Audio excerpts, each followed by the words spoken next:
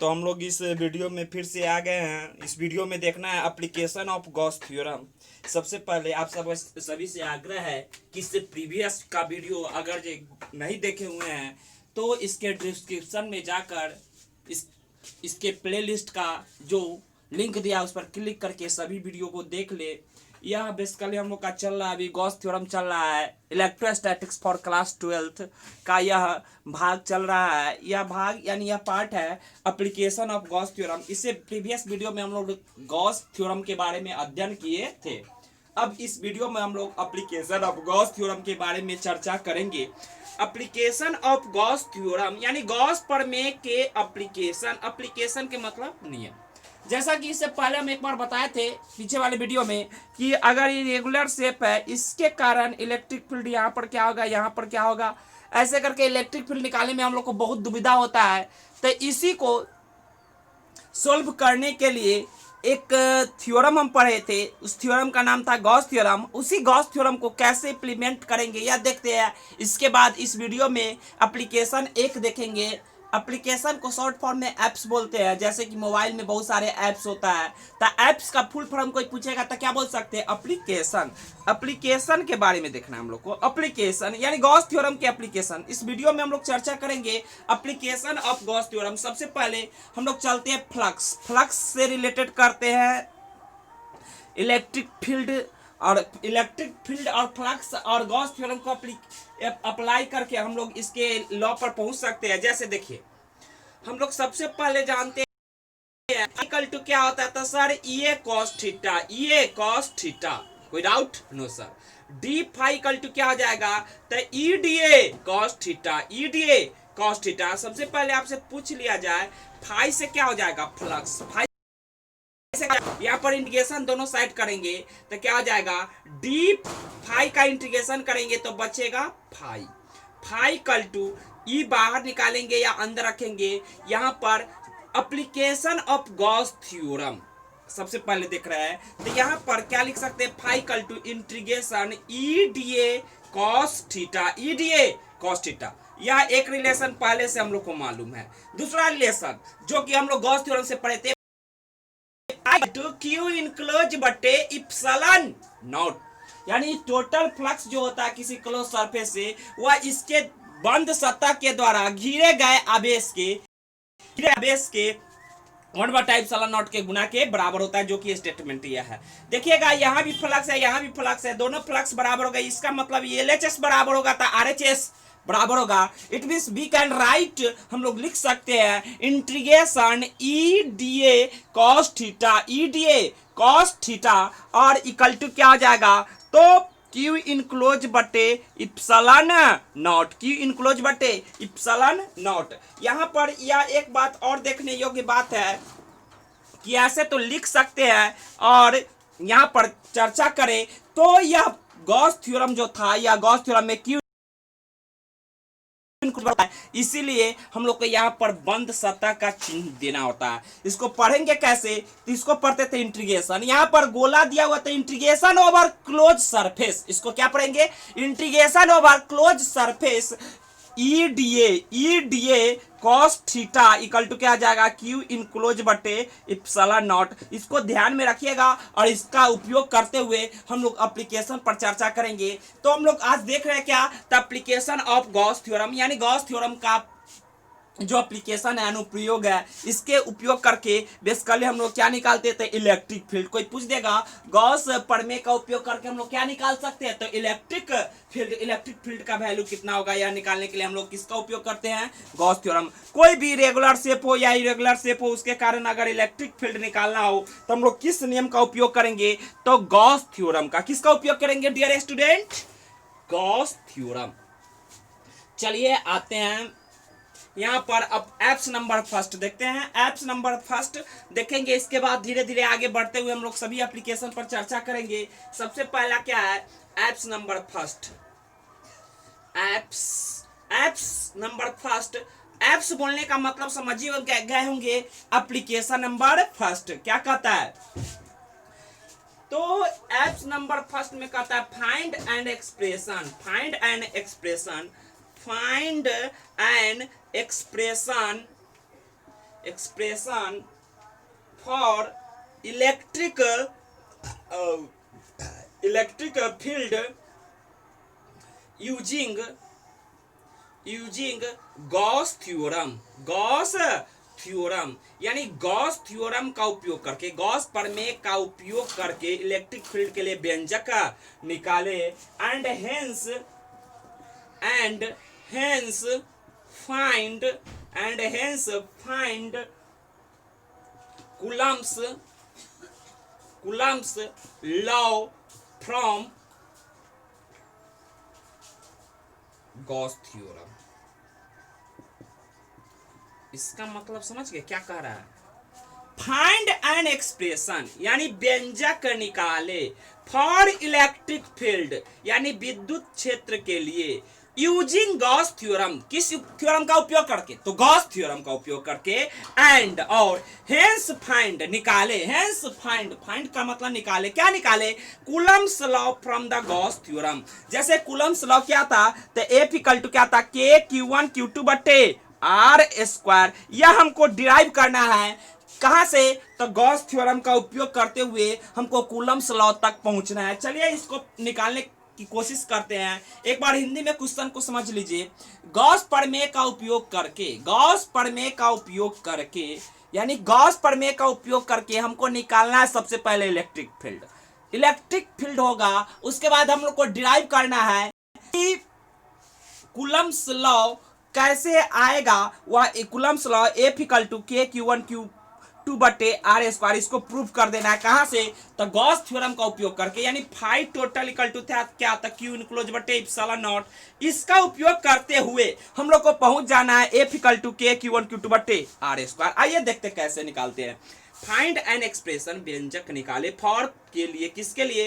तो electric field विद्युत क्षेत्र के लिए यूजिंग उपयोग करके किसका? तो गॉस थ्योरम का यानी गॉस के नियम का एंड हेंस और प्राप्त करे फाइंड निकाले कूलम्स लॉ यानी कूलम के लॉ को करना है कहां से? तो फ्रॉम गॉस थ्योरम। इसको ऐसे भी बोल देगा सिंपल फॉर्म में, deduce Coulomb's law from the Gauss law यानी गॉस लॉ से कूलम्स के लॉ को निकाले। आइए इसको देखते हैं। क्वेश्चन तो भली भांति हम लोग समझ गए, अब इस पर निकालेंगे, इसका फार्मूला डिराइव करेंगे, कैसे निकलता है इसे देखेंगे, इसे सीखते रहेंगे। एप्स 2-4 देख लेंगे, उसके बाद हम लोग को बनाने चलाएगा तो आगे चल के कहीं भी हम लोग इसका उपयोग कर सकते हैं। सबसे पहले यहां पर हम देखते हैं पॉइंट चार्ज लेते हैं। चलिए मान लेते हैं कि एक पॉइंट चार्ज हम लोग Q लिए, पॉइंट चार्ज प्लस Q1 लिए, यानी Q मान ले तब या Q1 मान ले तब, तो हम लोग को कूलम्स लॉ निकालना है इसलिए हम लोग Q1 मान लेते हैं। अब इसके कारण सबसे पहले हमें इलेक्ट्रिक फील्ड निकालना है, तो इलेक्ट्रिक फील्ड निकालने के लिए हम लोग को गॉस थ्योरम लगाना पड़ेगा। और गॉस थ्योरम लगाना पड़ेगा, इसके लिए हम लोग को गॉसियन सरफेस मानना पड़ेगा। जैसा कि पहले हम बोल चुके हैं कि इलेक्ट्रिक फील्ड अगर गॉस थ्योरम में उपयोग करके निकालेंगे तो सबसे पहले हम लोग को गॉसियन सरफेस बनाना पड़ता है। तब मान लेते हैं कि गॉसियन सरफेस है, यह काल्पनिक सतह होता है कि वास्तविक सतह होता है? सर यह हाइपोथेटिकल सरफेस होता है, क्योंकि हम लोग गॉसियन सरफेस का डिफिनेशन भी इससे प्रीवियस वीडियो में देख चुके हैं। जो नहीं देखे वह जाके पीछे के वीडियो देख ले, प्लेलिस्ट में, इसके डिस्क्रिप्शन में प्लेलिस्ट का लिंक दिया रहेगा। सबसे पहले यहां पर माने यह एक काल्पनिक सतह है, SS डैश एक काल्पनिक सतह है। अब यहां पर एक छोटा सा एलिमेंटल एरिया माने, इस एरिया का वैल्यू मान लिए DA, इसका वैल्यू कितना मान लिए? DA, और यहां से यह डिस्टेंस कितना मान लिए? R। यह देखिएगा प्लस चार्ज है कि माइनस चार्ज है? तो सर प्लस चार्ज है। प्लस चार्ज से इलेक्ट्रिक फील्ड किधर होगा? तो बाहर की ओर होगा। किधर होगा? बाहर की ओर होगा। तो यहां से इधर देखेंगे तो यहां पे इलेक्ट्रिक फील्ड का डायरेक्शन इधर हो जाएगा, तो E। चलिए यहां तक तो कोई दिक्कत नहीं होना चाहिए। यहां पर एक पॉइंट लिए हैं, इस पॉइंट पर एरिया वेक्टर इधर है और इलेक्ट्रिक फील्ड इधर है, और यहां इस पॉइंट का नाम ले लेते हैं P। चलिए सबसे पहले 1-2 लाइन लिख ले।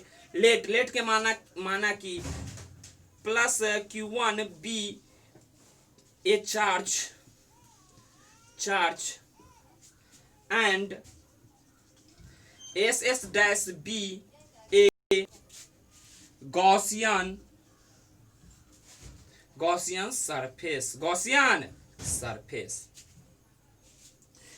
सरफेस है। उसके बाद हम लोग क्या करेंगे कि इस रेडियस के बारे में देख लिया जाए। तो R is the radius of Gaussian surface बोल सकते हैं। Q1 पॉजिटिव चार्ज है, इसके कारण इलेक्ट्रिक फील्ड ऑलरेडी देख चुके हैं। So we can apply Gauss theorem, hence from या अप्लाइंग, चलिए अप्लाइंग लिख देते हैं, applying Gauss theorem, applying Gauss theorem. Applying Gauss theorem में अभी थोड़ा देर पहले हम लोग इसी वीडियो में चर्चा किए थे कि फाई टोटल इक्वल टू क्या होता है, तो इंटीग्रेशन ईडीए कॉस थीटा। चलिए यहां तक तो कोई डाउट नहीं है। उसके बाद फाई इक्वल टू क्या होता है, क्यू इनक्लोज बटे इप्सिलॉन नॉट। ये दोनों को एलएचएस बराबर किए थे, तो एलएचएस बराबर किए थे, तो integration E D A cos theta equal to Q enclose बटे इप्सिलॉन नॉट। यहाँ कोई डाउट नहीं होना चाहिए। सर यह बन सकता था इसीलिए ऐसे कर देते थे, तो यहाँ भी यही फॉर्मूला लिखेंगे। तो integration over close surface E D A equal to क्या हो जाएगा, तो क्यू इनक्लोज बटे इप्सिलॉन नॉट। आइए इसको आगे थोड़ा सोल्व करके लिखते हैं। चलिए यहां पर क्या लिख सकते हैं, इंटीग्रेशन ओवर ई निकालना है, काहे कि क्योंकि ई का ही हमको निकालना है, काहे कि दिया हुआ था एप्स में कि फाइंड इलेक्ट्रिक फील्ड, ई निकालना है। तो ई को कांस्टेंट मानेंगे, काहे कि यह स्फेरिकल सरफेस माने हैं, एस बेसी गॉसियन सरफेस है जो कि स्फेरिकल सरफेस है। तो यह आर सभी जगह क्या होगा, कांस्टेंट होगा। इसका मतलब प्लस से जितना दूरी पर चार्ज होगा सभी जगह ई का वैल्यू बाहर कांस्टेंट होगा, तो ई को हम लोग बाहर निकाल देंगे। तो E integration d A equal to Q enclose, enclose के मतलब क्या हो जाएगा, अंदर वाला चार्ज कि बाहर वाला चार्ज, तो अंदर वाला चार्ज, तो हम लोग क्यू इनक्लोज की जगह पर क्यू लिख सकते हैं। आपके मन में एक डाउट और होगा थोड़ा यहां पर कि integration over close surface EDA cos theta होता था, तो चलिए उसको हम यहां पर लिख ही देते हैं, नहीं तो आगे चल के आपको कंफ्यूजन हो जाए। Cos theta equal to Q enclose बटे इप्सिलॉन नॉट। आइए ई को बाहर निकालिए, कोई डाउट नो सर। डीए का डीए लिख दिए, कॉस थीटा, थीटा किसके किसके बीच का एंगल, तो इलेक्ट्रिक फील्ड और एरिया वेक्टर के बीच का एंगल जो है वह कितना है, तो थीटा। थीटा कितना होगा, तो सर दोनों सेम डायरेक्शन में, जिस डायरेक्शन में इलेक्ट्रिक फील्ड है उसी डायरेक्शन में एरिया वेक्टर है। सर यहां पर भी देखा जाए तो यहां पर प्लस चार्ज है, तो इसके कारण इलेक्ट्रिक फील्ड इधर होगा, एरिया वेक्टर भी हमेशा सरफेस पर perpendicular. It means cos 0, cos 0 का वैल्यू कितना आ जाएगा, तो 1, यहाँ पर 1 लिख भी देते तो कोई डाउट नहीं होता, इसीलिए हम लोग इसको निगलेक्ट कर दिए थे, लेकिन फिर समझा दिए कि आप लोग को नहीं समझ में आता। चलिए क्यू इनक्लोज, गोला के अंदर का चार्ज लेना है कि बाहर का, तो सर अंदर का। या पॉइंट पी है, चार्ज ओनली Q1 है, तो हम लोग चार्ज Q1 ले लेंगे, बटा क्या लिखेंगे, तो क्यू इनक्लोज का वैल्यू लिख दिए, अब बटा इप्सिलॉन नॉट है तो इप्सिलॉन नॉट। चलिए ई को ई लिख दिए। अब देखिए डीए का इंटीग्रेशन, 1 तो खैर मल्टीप्लाई करते 1 हट जाता, बच जाता डीए, डीए का इंटीग्रेशन करते तो क्या होता, ए इक्वल टू क्यू 1 बटे इप्सिलॉन नॉट। अब ए से कौन चाहिए था, एरिया, यह छोटा एरिया था, बड़ा एरिया करते तो कितना हो जाता था, सर पूरा गॉसियन सरफेस का एरिया। गॉसियन सरफेस कैसा माने थे, तो स्फेरिकल सरफेस माने थे, कैसा माने थे, स्फेरिकल सरफेस। अब स्फेरिकल सरफेस है तो स्फेरिकल सरफेस यह गोला माने हुए हैं, तो गोला का जो एरिया हो जाएगा कितना हो जाएगा, तो सर गोला का एरिया हम लोग जानते हैं 4 पाई आर स्क्वायर, तो इसीलिए हम लोग लिख सकते थे ई इंटू एरिया। एरिया सबसे पहले तो इंटीग्रेशन की क्लोज सरफेस का इंटीग्रेशन डीए, डीए का इंटीग्रेशन ए होगा। ए कहने का मतलब पूरा का एरिया, या छोटा एरिया था, बड़ा करेंगे तो पूरा का एरिया ए हो जाएगा। ए का वैल्यू कितना होगा, तो सर पूरा गोला का एरिया, अब पूरा गोला का एरिया कितना हो जाएगा, तो 4 pi r square equal to Q1 बटे epsilon naught. Hence E equal to क्या लिख सकते हैं, तो सर ई इक्वल टू हम लोग लिख सकते हैं 1 बटे 4 पाई इप्सिलॉन नॉट क्यू बटे आर स्क्वायर, Q1 हो जाएगा। देखिए यह फॉर्मूला हम पहले से जानते थे कि इक्वल टू कितना आता था, 1 बटे 4 पाई इप्सिलॉन नॉट क्यू बटे आर स्क्वायर। यहां पर Q1 लिए हैं इसीलिए यहां पर Q1 आ गया, कोई डाउट नहीं होना चाहिए। जैसा कि आप लोग पहले से जानते थे इलेक्ट्रिक फील्ड ई बराबर क्या होता था, के क्यू बटे आर स्क्वायर, डेट इज इसको लिख सकते थे के क्यू बटे आर स्क्वायर, के जगह पर क्या लिख सकते थे, तो 1/4 पाई एप्सिलॉन नॉट, वही आ गया। कोई डाउट? नो सर, नहीं होना चाहिए।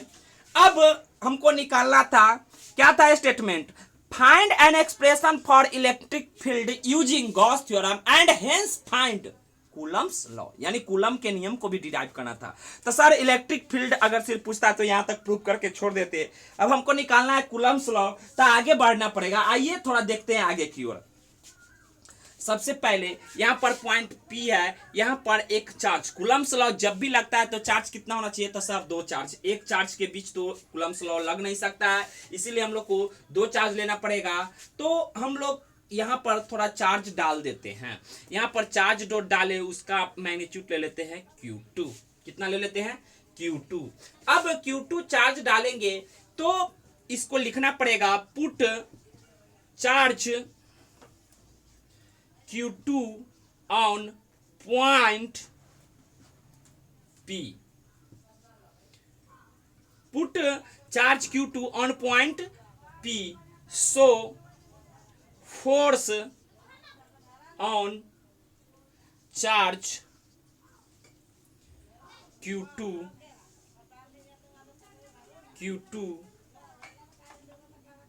F इक्वल टू कितना हो जाएगा, तो sir F equal to charge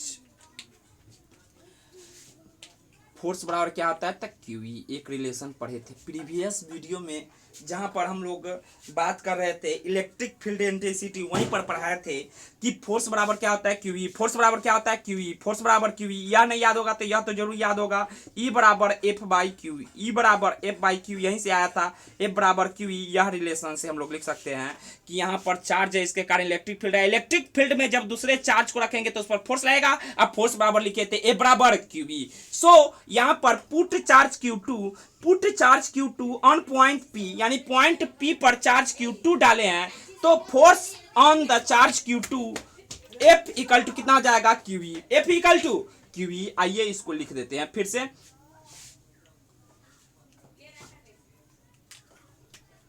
on charge Q2 F बराबर क्या हो जाएगा, तो QE।